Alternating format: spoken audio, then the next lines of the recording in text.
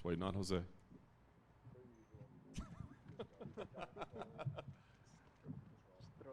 sure? All right. Good? All right. Well, MVP, here you go. 2 fights in, International Fight Week, massive platform, man. How is this UFC thing going for you so far? Yeah, you know what? I'm absolutely loving it, man. I have to say, first and foremost, the team here, all the backroom staff, unbelievable. You know, feel so welcomed here. It feels like I've been here many years already, you know. And I think, you know, a lot of people have been anticipating it, but it feels nice now that I'm here. So yeah, no, I'm enjoying the journey so far. I love it. Solid debut. I know that maybe you felt like you could have done a little bit more or what have you, but I guess what were the biggest surprises or lessons that you took out that maybe you weren't expecting even as a veteran like you are? No real surprises. Again, I like to put, you know, peg things just on myself. There was just certain moments during that fight I could have pressed a little bit more. I could have landed a little bit more, and potentially take him out of the fight. But he's one tough guy, man. Seriously, some of the stuff I hit him with, I was looking in his eyes like, oh damn, you're still here. All right, cool. Let's keep going. But yeah, he's a tough guy. But I'm usually quite hard on myself anyway. But yeah, definitely, it's still a great first fight. Second fight now, top level opponent, Ian. Kind of a younger guy, right? Up and coming, right? How much of his career had you followed up to this point, given that, you know, you guys were in different organizations? None, to be honest. I'm a very lazy person when it comes to watching the fights. I'm a bit of a casual when it comes to the UFC and just other organizations. A lot of times I hear it when I get back to the gym. Someone's like, "Oh, have you seen this guy and that guy?" And if there's enough talk, then I'll go back and watch. But outside of the main names, I'm a bit lazy with that. So I haven't watched loads. I've seen clips of him before, but it's weird. In all honesty, it's weird to me because this type of a fight, had it been outside the UFC, most people would have been like, "You're fighting a can." Most people would have been like, "Oh yeah, why are you fighting this guy?" And would have had so many different things to say. And it's the exact same fight in the UFC, and everyone's opinions have changed now. Like, you're fighting top level guys and this and that. And I remember at one point, I had a lot of people saying, you know, I wouldn't be able to contend in the top 10. Now I'm fighting someone that's ranked 7th, and a lot of people are like, "Yeah, you're gonna kick his ass." I'm like, it changes so drastically. But yeah, for me, it's just another fight. I just, you know, this is what I enjoy the most, you know. And then fight day, I just try to be me, try to be as entertaining as possible, try to get the knockout, and then, you know, go and have a holiday. Your whole career, we've had to ask opponents, like, how'd you get ready for MVP, man? He's so unique, right? How much do you have to get ready for other people? Like, how much do you change your approach, your game plan, your training specific to what the other guy presents? I have to get ready to be better than myself the last time. I have to get ready to just be a better athlete, a better all-round mixed martial artist than previous. For me, that's the main focus every single time. Yes, I have to make certain adjustments and changes for an opponent, but I think I've used this example before. If I'm, you know, those driving games, you know, you race around the racetrack, and the second time it's a ghost of your last score, and you're trying to beat yourself. That's how I feel. I'm in there just trying to be better than myself. Last thing for me, you talk about how quickly things change, right? Weren't in the UFC, could never contend. You go here, you're 2-0, you've beaten the top-ranked guy.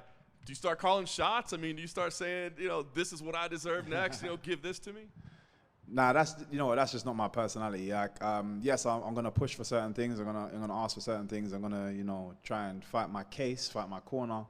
But I don't need to be demanding. I think my performances speak for itself, and then the fans, they're not thereafter as well. You know, you guys thereafter as well will then, you know, be the added pressure that people, you know, the right people need to make those decisions. So yeah. Michael, you said if this was outside the UFC, people would say, "Oh, you're fighting a can." Is that based on Ian Garry, or is that based on the standards and expectations people put on you? Good question. I think it's standards and expectations put on myself, but also just how warped people's views are of reality. And I've been saying for many, many years, I spar a lot of UFC guys. I already know that I'm at that level. Like I didn't come here to prove it to anybody else. It's a great cherry on top, but I wasn't coming here to prove to everybody else. I already knew I could do that. But what I'm saying is, like, for example, the likes of, let's say, Ross Houston. You know, I remember when getting that fight, the negative pushback that I got from it, but they came from the same place. They did pretty much the same things. The difference is one went to, you know, Bellator, and one went to UFC. And there's a different, I understand the magnitude of UFC and the branding and stuff, so I get that, but I feel like people sometimes are fooled by just the branding and not the fighters themselves, and are not actually analyzing fighters and fights themselves. It feels like whenever Ian fights, more of the conversation is about him as a person and his personality rather than his skills. Yeah. Do you have to try hard not to get wrapped up in that yourself, right? And like look at this as a contest in a fight rather than like, oh, this guy annoys people a lot? Well, I like to just be objective, and I'll go based on how I feel. He is annoying. He is annoying. Does it change me, or does it mean that I have to adjust myself? No, I don't. I never like anybody else, their energy affecting my energy. So I can be objective and you know, state my opinion, but I'm always going to carry myself the way I deem correct. So yeah, and like, you know, like I said, I think he's an annoying character. That's the character he wants to go with. I think he enjoys being a bit of the villain. So yeah, but good on him. It's gotten him this far. I just think it's fake, like a PBL.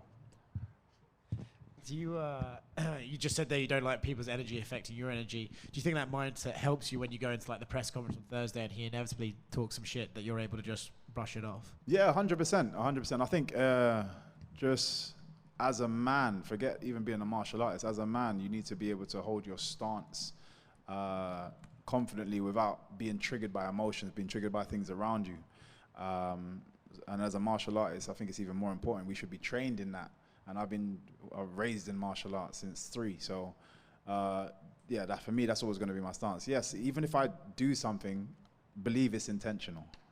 I don't do anything without thought process in what I want to do. If you were here. Is it almost a trip that, like, it took you this long to get into the UFC, but Ian Garry made his just pro MMA debut the same night you fought Paul Daly. So he's still just relatively new to this sport in general. Yeah, he's new, and he's done really, really well, and you've seen it with so many people. You know, quick rises. I think a lot of the times with quick rises, you get quick falls as well.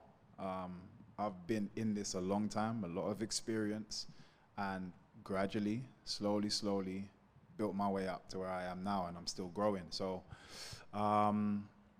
yeah, I have nothing against either or, just from experience and from what I've seen. I'd prefer to do what I've done now, and I think everything's timed and positioned this way for a reason. He's declared himself as this new generation of strikers in MMA. I'm curious, like, when you actually break down his striking, is it relatively new, or is it just kind of the same old thing you've seen in MMA? Did he say what it's based on? He just said in one of his post-fight, like in the Octagon after one of his wins, he's like, I'm the new generation of striker here in the UFC. Yeah, I don't see what it's based on. Let's say if he gave a bit of an example as to why, because from what I see, he's a competent striker. He's got good distance control. He understands, you know, when and where to throw his punches, his kicks. But it's not anything that is new. I'd say I'm new in terms of I can find many replicas of Ian Garry. Try and find replicas of myself. You may find one, and it won't be exact. So that can't be a new wave of anything. He's also been training at Chuta Boxing down in Brazil, which is widely known as they're in these wild like brawls like Vanderlei and Shogun back in the day, Charles Oliveira now. But like you said, he kind of controls distance a lot. So are you expecting kind of a new Ian Garry, or is it at this point in his career like he is who he is no matter where he kind of trains? Yeah, I think he is who he is. And yeah, I think his style is his style. There's going to be certain things that he's really good at that he, regardless of what, I always say, I train for figuring out people's best abilities, not worst abilities. So I'm not expecting any change. I'm expecting what you are good at. I'm expecting to see that multiple times during the fight. If I have something in preparation for what you're good at, I'm likely to see that more than if I'm like, oh yeah, that last fight, his hand was down, so I can probably catch him out there. He does a camp. The camp, you know, his coaches are good. They fix that. I get in there and I'm like, oh shit, like I don't, that opportunity is not there. So, but there's aspects that he's going to be good at, regardless of any new information. He's going to resort back to that. When I pile pressure on him, he will throw those best things out. If he's piling pressure on me, he will throw those best things out. He will always go back to what he's good at. Can I get your thoughts on the main event between Yuri and Alex? It's a great replacement fight. Both, I've actually sparred with Yuri before, like ages ago. Awkward guy, long, big puncher, you know, just fires from crazy angles. And then obviously we've seen the devastating power that Pereira has. It just makes for a great fight. Considering the fight we lost was so big, I think UFC done an exceptional job putting something like this on in such a short space of time. So yeah, I look forward to it, and I'm actually happy that I'm on the beginning of the card, because last time I was still doing media and like trying to look at the screen to see, you know, the main event. So this time I get to finish the media stuff, sit down, and actually enjoy the fight. And last one for me, they just announced one of your former foes, Mike Perry, is going to fight Jake Paul. What do you think of that matchup in boxing? You know what? I actually have to, for the first time, I think, rate Jake Paul for the decision, because it's a tough fight. You know, I've been in there with him myself, very different, but he's just a hard person to kill, and he's a person that will keep coming forward. So I think depending on how many rounds there are, it's a tough fight for Jake Paul, and we know Jake Paul has power, but I think his power is in, you know, the first 3 rounds. After that, if he doesn't get Perry out, which I don't believe he will within the first 3, he'll probably lose that fight. And just piggybacking off predictions, we do have the title fight in your division coming up later this month between Leon Edwards and Bilal Muhammad. How do you see that fight playing out? I think both fighters are slow-paced fighters, and it suits them slow-paced, but I think it suits Bilal more because of his grappling ability, because it gives him time and space to think about exactly when he's going to line up the shots and so on and so forth. But people underestimate Leon's wrestling ability, as we've seen him with Usman, taking Usman down for one, defending takedowns with, you know, him, Colby, so on and so forth. So once that side has been figured out and there's more rounds left, I think Leon's striking ability will start to play a massive role in that fight as it goes on. I actually can see it still going decision. I just think the more effective strikes are going to come from Leon as the fight goes on, versus from Bilal, who will probably get a bit more tired from the lactic, and obviously he's gotten better in his striking, but that's not his thing. So it's a great fight, but I would edge it just towards Leon.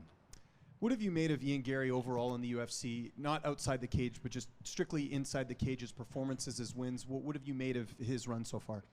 Very confident young man who's doing really well, has massive belief in himself, and just made one bad decision in accepting the fight with me.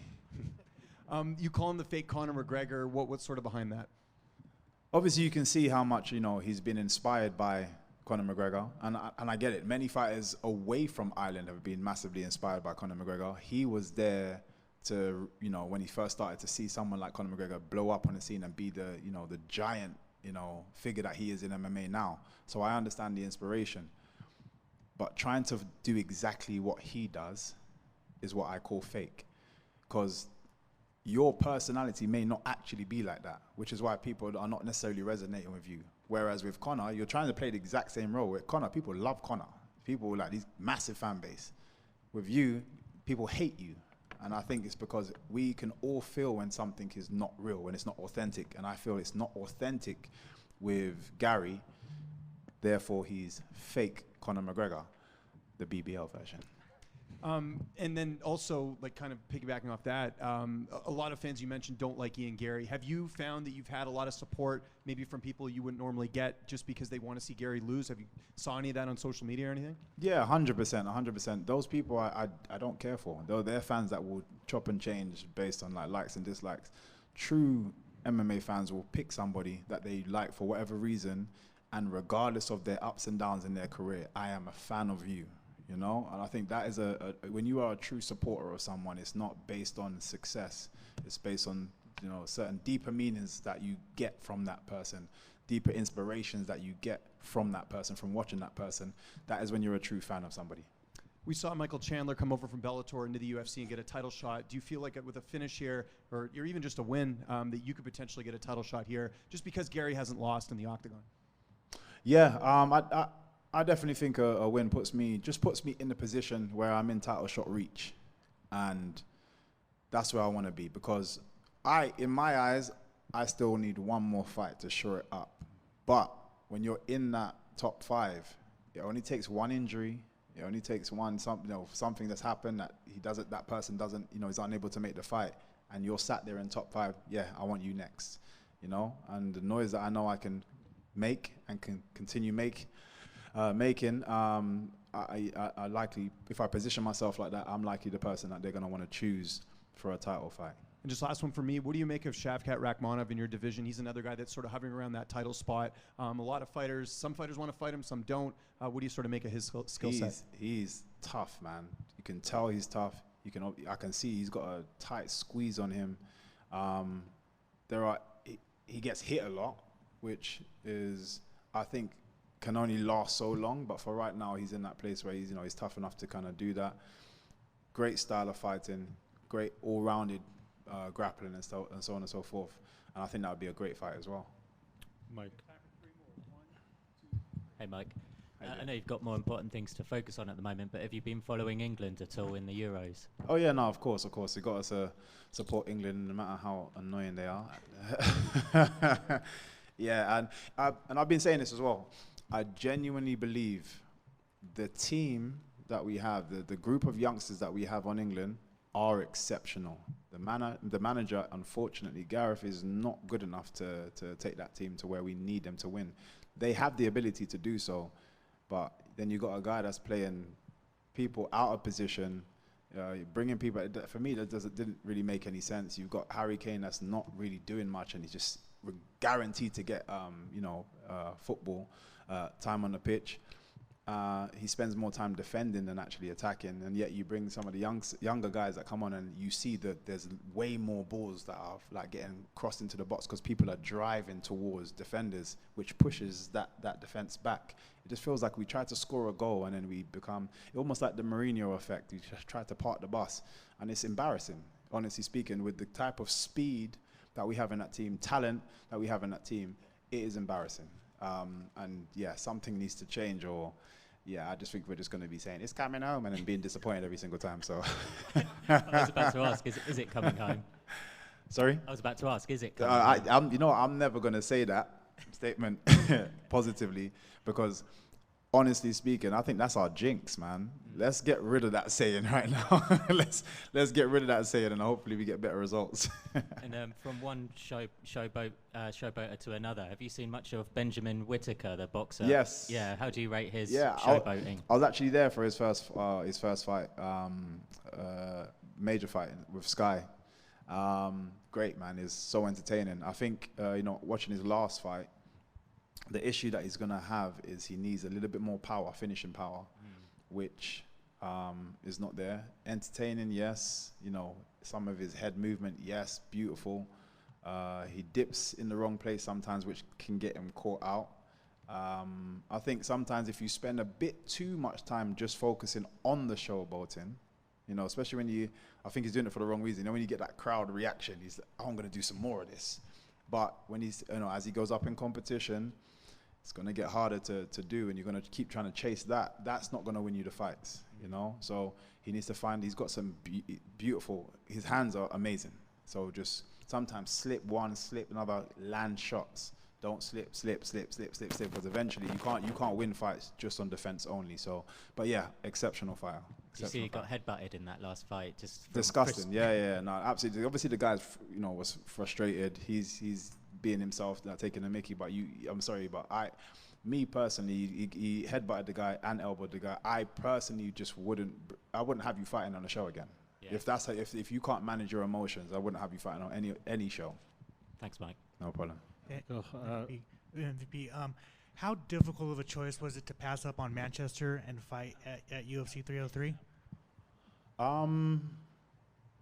It was not difficult. I don't care where I fight. I feel like it made more sense to just be in Manchester, Irish guy, British guy,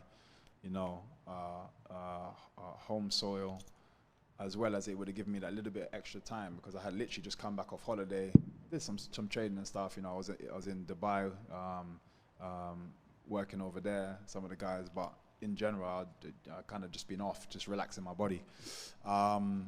So I thought it just made the most sense. And I had been told already previously that it was going to be more likely Manchester.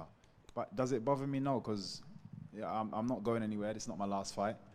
So the UK will come. It will happen, and probably at a better time. Like I said, I'm hoping when it's me versus Leon Edwards and it's for a belt. I want to bring that.